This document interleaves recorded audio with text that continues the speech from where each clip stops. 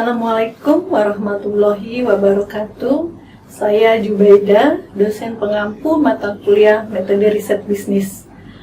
Selamat menyaksikan dan mengikuti kuliah online. Semoga dapat dipahami dan dimengerti dengan baik. Materi hari ini adalah riset desain. Topik di dalam riset desain, kita akan mendiskusikan tentang definisi operasional dan pengukuran variabel, populasi dan sampel, teknik pengumpulan data, dan teknik analisis data. Riset desain di dalam skripsi ada di bab 3. Jadi rancangan yang akan dilakukan di bab 4 adanya di riset desain. Riset desain adalah serangkaian pilihan-pilihan pembuatan keputusan yang rasional. Setiap komponen dari riset desain menawarkan poin-poin pilihan yang kritis. Riset desain mempunyai arti waktu, biaya, dan sumber-sumber lain yang lebih besar yang akan dipakai pada suatu penelitian. Di dalam riset desain, kita akan menyusun atau membuat metode yang akan digunakan di dalam riset desain. Jadi sesuai dengan tujuan penelitian, ada jenis penelitian, metode penelitian, lalu unit analisis, dan time horizon, yaitu jenis data. Apakah datanya nanti adalah cross-section, data panel, atau time series. Jadi semuanya akan dicantumkan atau dimuat di dalam metode yang digunakan. Kemudian di dalam riset desain, kita akan membuat operasionalisasi variabel. Jadi akan didefinisikan operasional, kemudian ukuran dari variabel. Jadi definisi operasional variabel yang digunakan di dalam riset dan ukuran yang digunakan di dalam riset tersebut. Jadi dalam operasional variabel akan ada definisi tentang variabel, subvariabel, konsep variabel maupun subvariabel. Lalu ada indikator, ada ukurannya, dan skala pengukurannya. Di dalam riset desain, kita juga akan membuat sumber dan cara pengumpulan data. Jadi, apakah datanya data sekunder atau data primer, caranya dengan observasi, wawancara, atau dengan kuesioner. Kemudian, dilanjutkan dengan teknik pengumpulan data. Teknik pengumpulan data, datanya dikumpulkan dengan metode apa. Lalu di dalam teknik pengumpulan data itu kita akan membuat populasi dan sampel. Jadi teknik sampling yang digunakan apakah probability sampling atau non-probability sampling.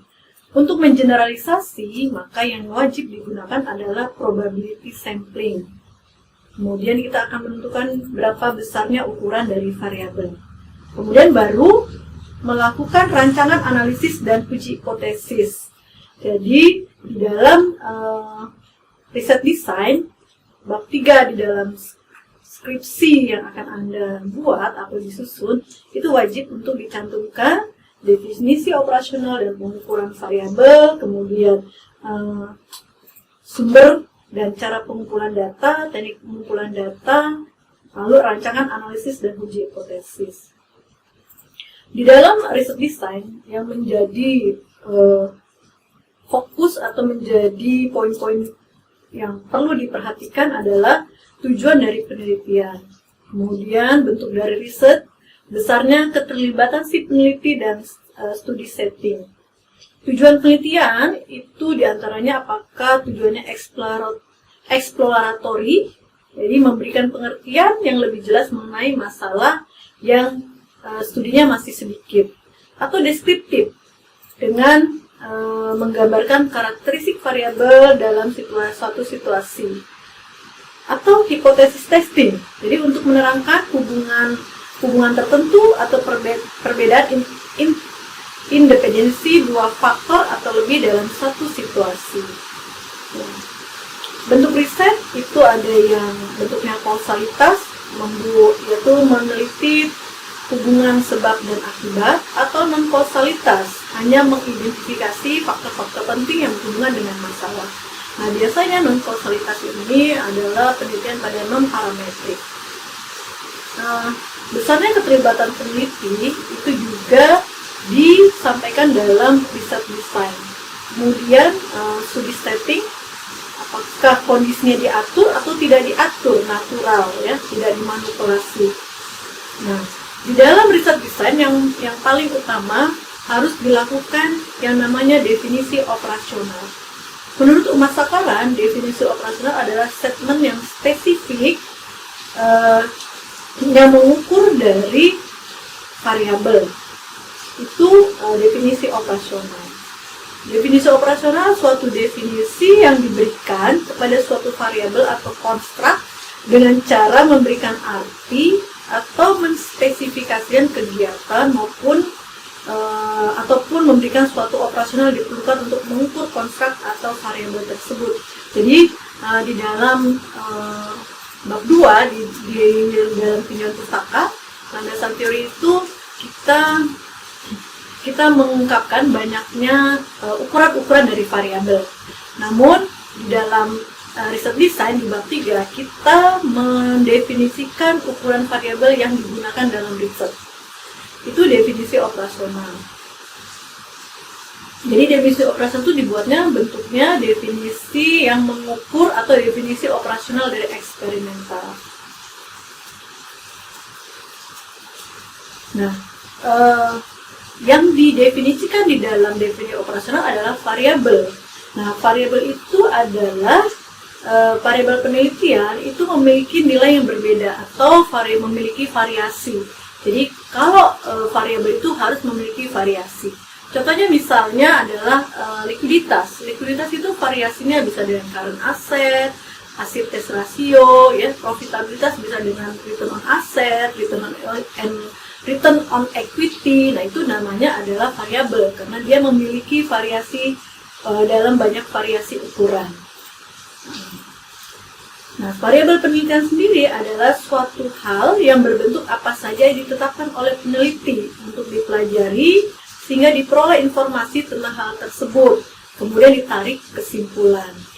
Jadi variabel penelitian itu adalah konstruk atau sifat yang akan dipelajari. Kesimpulannya, variabel penelitian adalah suatu atribut atau sifat atau nilai dari orang, objek, atau kegiatan yang mempunyai variasi tertentu yang ditetapkan oleh peneliti untuk dipelajari dan ditarik kesimpulannya. Nah, jenis-jenis variabel itu ada 4. Yang pertama adalah variabel independen atau kita sering sebut variabel X. Jadi variabel yang mempengaruhi variabel dependennya. Variabel kedua adalah variabel Y atau dependent variable. Itu variabel yang dipengaruhi oleh variabel X.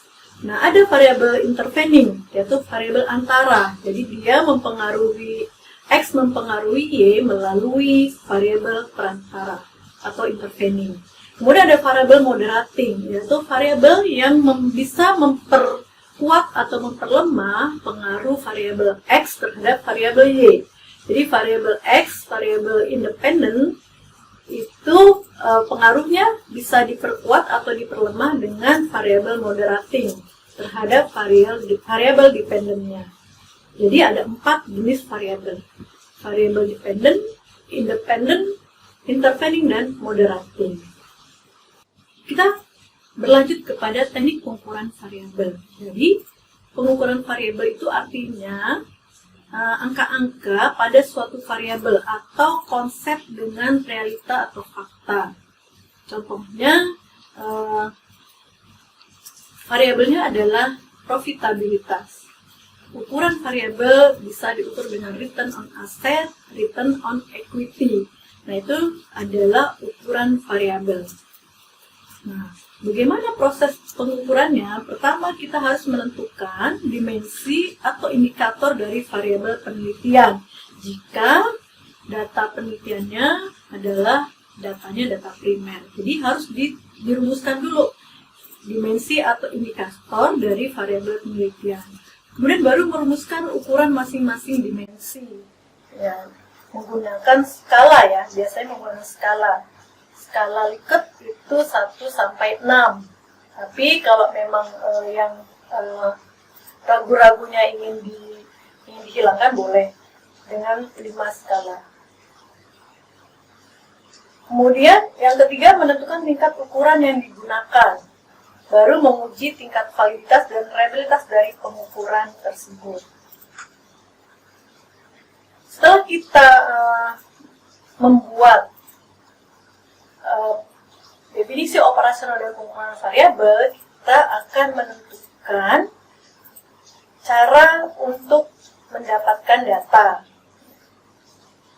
Jadi, cara untuk mendapatkan data ditentukan dulu populasi dan sampelnya. Nah, populasi dan sampel itu adalah suatu unit analisis ya. Jadi unit analisis merupakan satuan terkecil dari objek penelitian yang diinginkan oleh peneliti sebagai klasifikasi pengumpulan data. Jadi unit analisis itu bisa berupa individu, pasangan, kelompok, negara, perusahaan, itu unit analisis. Nah, di dalam menentukan unit analisis, kita nanti akan menghitung atau menentukan teknik sampling. Jadi kita akan menghitung berapa minimal sampel yang dibutuhkan di dalam riset agar sampel yang digunakan itu representatif, mewakili populasi. Jadi ini adalah salah satu pilihan kritis di dalam bab riset desain dalam bab 3 di dalam suatu penelitian, bahwa populasi itu adalah suatu objek penelitian yang sekaligus batas generalisasi. Jadi sampel bagian di populasi yang memenuhi syarat untuk dijadikan sebagai objek penelitian. Jadi teknik sampling ini sangat menentukan bahwa hasil riset ini bisa untuk mengeneralisasi. Ketika kita salah dalam memilih teknik sampling, maka hasil penelitian itu akan dilakukan untuk mengeneralisasi populasi. Yang menjadi hal penting di dalam teknik sampling adalah menentukan jumlah sampel. Jadi kenapa teknik sampling itu diperlukan? Karena ukuran populasi yang begitu besar sehingga sensus tidak mungkin dilakukan. Masalah ekonomis, waktu, tenaga, dan biaya juga menentukan mengapa sampling diperlukan. Kemudian percobaan yang sifatnya merusak, misalnya daya ledak granat atau kemajuan suatu obat, itu juga memerlukan yang namanya sampling. Terus masalah ketelitian, karena sampling ini membantu meningkatkan ketelitian dalam proses pengumpulan data, pengolahan data, dan analisis data. Jadi itu alasan kenapa kita memerlukan metode sampling. Jadi kalau kita bisa, cuma yang menjadi masalah di dalam sampel, ya, menentukan sampel itu adalah sampel harus representatif mewakili populasi. Nah, untuk bisa mewakili populasi, makanya teknik sampling harus dipilih sesuai dengan tujuan dari penelitian. Kalau kita bisa analogkan, ketika 5 orang ditutup matanya, disuruh memilih sampel tentang gajah. Nah, yang satu memegang belalainya, dia mengatakan gajah itu panjang. Yang memegang telinganya mengatakan gajah itu bulat. Nah, kemudian ada yang memegang buntut. Nah, itu kalau penelitian diwakili oleh satu orang, berarti yang menggambarkan gajah itu tidak sesuai dengan kondisi realnya. Makanya kelima-limanya harus bisa dijadikan sebagai sampel. Mereka bisa mempresentasikan atau mewakili seluruh dari populasi gajah tersebut, ya, seluruh elemen yang ada pada gajah. Nah, teknik sampling itu diklasifikasikan menjadi 2, yang probability sample dan non-probability sample. Probability sample itu digunakan untuk mengeneralisasi dari hasil penelitian. Metodenya bisa systematic, stratified, cluster, dan simple random. Sedangkan non-probability dengan convenience, snowball, adjustment atau kriteria maupun kuota. Untuk jenis-jenis sampel, probability sampling adalah teknik pengambilan sampel di mana semua elemen mempunyai peluang untuk terpilih sebagai sampel. Sedangkan non-probability kebalikannya, yaitu semua anggota populasi tidak mempunyai peluang untuk dipilih sebagai sampel. Jadi artinya gini, ketika riset dilakukan di mahasiswa Fakultas Ekonomi dan Bisnis UPN Veteran Jakarta, Jadi kalau probability sampling, maka kalian akan memilih secara random semua mahasiswa dari semua prodi dan dari semua angkatan terwakili menjadi sampel. Tapi kalau non probability, kalian hanya memilih satu prodi saja. Jadi yang lainnya tidak mempunyai peluang untuk menjadi sampel. Sehingga hasil penelitian dengan probability sampling bisa untuk mengeneralisasi karena semua prodi dan semua angkatan terwakili di dalam sampel. Berbeda dengan non probability. Ketika kita memilih sampel, maka hasil penelitian tidak bisa untuk generalisasi. Atau lebih contohnya biar lebih jelas, ketika kalian meneliti pengaruh IPK terhadap kecepatan memperoleh pekerjaan. Kalau kalian memilih sampelnya adalah mahasiswa yang IPK-nya lebih dari 3,5, jadi yang 2, yang 3,0 itu tidak terpilih, maka hasilnya tidak bisa untuk generalisasi.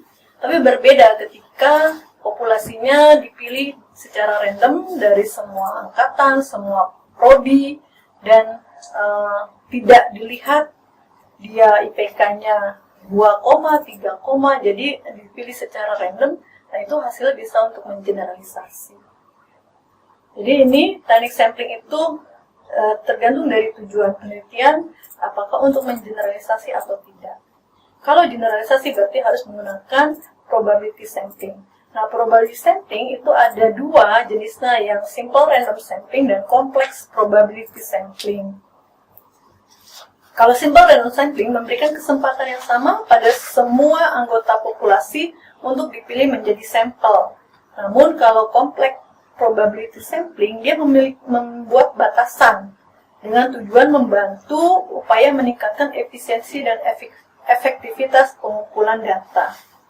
Probability sampling itu dibagi menjadi 5, systematic, stratified, random sampling, kemudian cluster, area sampling, dan double sampling.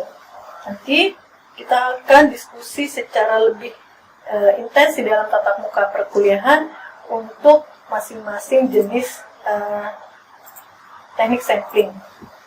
Fakta yang ada tentang sampel, yaitu kebanyakan sampel size yang dipergunakan oleh berbagai penelitian berkisar antara 30 sampai 500. Jika sampel harus dibagi beberapa kelompok minimum, maka sampel size untuk tiap kelompok sebesar 30. Artinya memang kebutuhan untuk pengolahan data di dalam alat statistik, sampel itu minimal 30. Jadi 30 adalah studi atau riset yang menggunakan sampel yang kecil ya, populasi kecil. Bagaimana kita menentukan, pertimbangan kita menentukan jumlah sampel? Yang pertama dari level of precision sampling error atau standar error. Nah, standar error di dalam penelitian kuantitatif atau penelitian sosial humaniora itu ada 1%, 5%, dan 10%. Nah, itu diberikan kebebasan kepada peneliti ingin menggunakan standar error yang berapa. Semakin kecil standar error, berarti semakin baik, karena akan semakin mendekati populasi. Nah, untuk common sense-nya, kebiasaan umum, standar error yang digunakan adalah 5%. Jadi, kalau standar error 5%, berarti tingkat keyakinan si peneliti 95%. Confidence levelnya ya, tingkat kepercayaannya berarti 95%. Kemudian degree of variability. Nah, itu adalah pertimbangan menentukan sampel. Nah, untuk menghitung jumlah sampel ada dua cara. Yang pertama, jumlah populasi yang tidak diketahui dan jumlah populasi yang diketahui. Untuk menghitung jumlah populasi yang diketahui, yang tidak diketahui, kita bisa menggunakan rumus Cochrane. Ya. Nah, untuk yang sampelnya atau populasi yang diketahui, kita bisa menggunakan rumus Isaac-Michael Slovin. Ya. Itu beberapa rumus yang digunakan untuk populasi yang diketahui. Nanti tinggal dihitung dengan rumus tersebut, kalian bisa mendapatkan jumlah minimal sampel. Jadi berapa standar errornya, nah itu yang akan menentukan jumlah sampel yang dibutuhkan. Semakin kecil standar error, berarti semakin banyak sampel yang dibutuhkan. Nah, untuk data primer yang meneliti tentang perilaku, maka dibutuhkan yang namanya instrumen penelitian. Instrumen penelitian yang setelah dilakukan uji validitas dan reliabilitas, maka akan menjadi kuesioner. Nah, nanti di dalam kuesioner itu kita akan menggunakan skala pengukuran, ada skala Likert, Goodman, Semantic, rating scale, dan Truscom. Nah, ada beberapa nanti contoh untuk skala tersebut. Nah, bagaimana kita menyusun instrumen? Yang pertama adalah udah pasti kita harus mencari teori atau referensi yang terkait dengan variabel yang diteliti. Dari teori tersebut kita nanti akan bisa membuat menyusun indikator setiap variabel yang diteliti. Lalu kita bisa mengembangkan instrumen yang telah ada atau menyusun instrumen baru. Nah, itu nanti ada matriks pengembangan instrumen.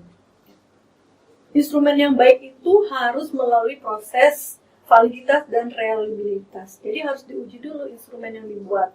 Ketika lolos uji, baru menjadi kuesioner yang akan disebar untuk mendapatkan data penelitian. Reliabilitas adalah memastikan apakah data yang ada telah terukur dengan cepat dan tidak mengandung kesalahan material data yang diukur, proses pengukuran maupun ukuran yang digunakan. Sedangkan validitas memastikan apakah semua data tersebut telah mengukur segala sesuatu dengan tepat, dalam arti memang diukur adalah data yang dibutuhkan untuk menjawab research question. Jadi validitas dan validitas itu wajib dilakukan oleh ketika kita menggunakan instrumen penelitian berupa kuesioner. Nah, di dalam penelitian kuantitatif kita akan dibantu sekali dengan alat statistik, alat uji statistik. Nah, alat uji ini digunakan, statistik bisa digunakan untuk penelitian deskriptif dan inferensial. Deskriptif berarti kita hanya lebih sederhana penelitian deskriptif. Kita mendeskripsikan variabel-variabel penelitian kita. Beda dengan inferensial. Inferensial itu terbagi menjadi dua, penelitian parametrik dan non-parametrik. Kemudian kita akan masuk kepada metode pengumpulan data. Metode pengumpulan data, kalau menggunakan instrumen, itu bisa dilengkapi dengan wawancara, ya. Wawancara atau interview. Wawancara itu bisa dengan struktur interview, unstructured interview, atau semi-structured interview. Nah, kemudian kalau kuesioner itu menggunakan kuesioner itu teknik yang paling mudah dan sederhana. Jadi di dalam kuesioner itu nanti responden akan menjawab berdasarkan skala yang sudah ditentukan oleh peneliti.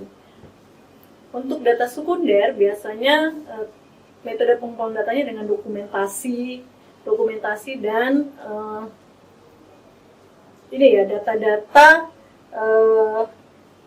yang kita gali dari institusi yang berwenang untuk menerbitkan data tersebut. Jadi dengan dokumentasi.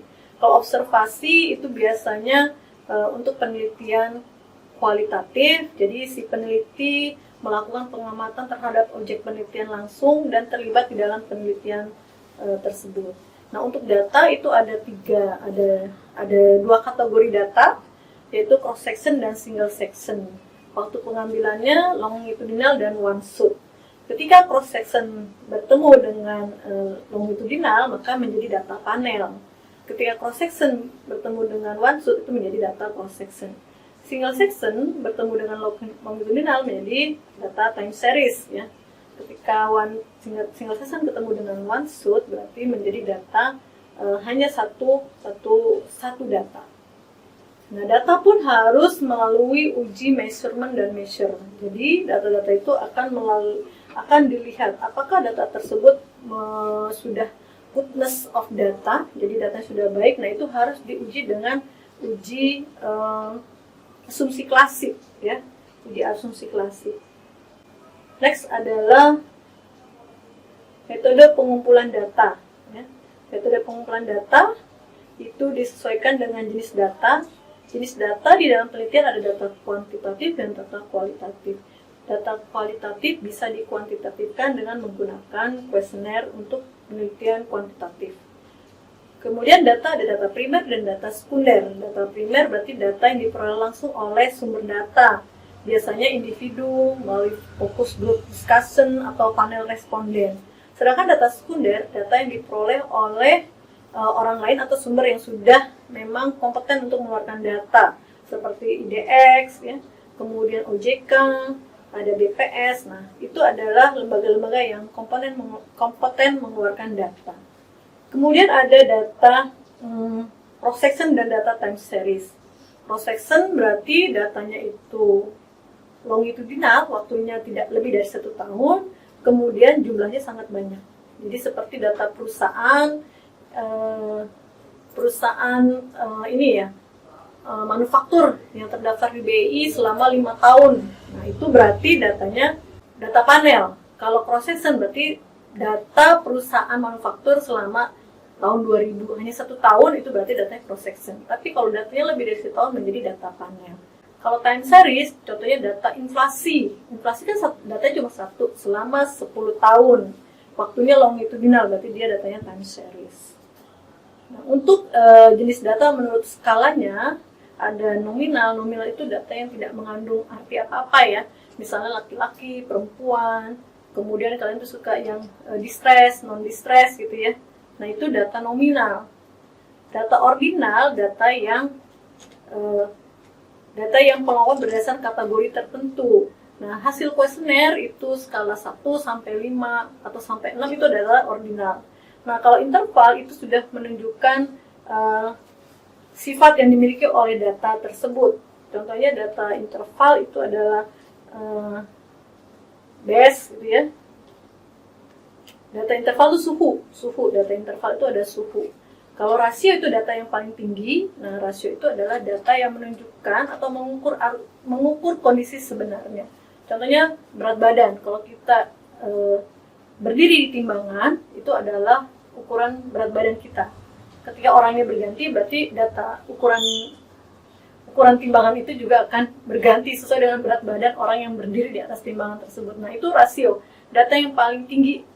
Yang paling tinggi itunya scale-nya di dalam penelitian. Jadi kalau misalnya data keuangan ya, misalnya data profitabilitas, berarti memang profit dari setiap perusahaan. Nah, itu adalah rasio. Karena dia benar-benar data yang memang ada pada perusahaan tersebut. Itu adalah jenis data. Nah, saya rasa cukup untuk kita diskusi riset design bab ketiga. Jadi bab 3 di dalam penelitian, di dalam skripsi atau penelitian Anda sekalian, yaitu definisi operasional penggunaan variabel, kemudian populasi dan sampel, lalu teknik pengumpulan data dan teknik analisis data. Semoga bisa dipahami dan dimengerti dengan baik. Terima kasih atas perhatian dan semoga ini dapat menjadi pertimbangan untuk kalian dan ketika menyusun riset desain. Saya ucapkan wabillahi taufiq wal hidayah. Assalamualaikum warahmatullahi wabarakatuh.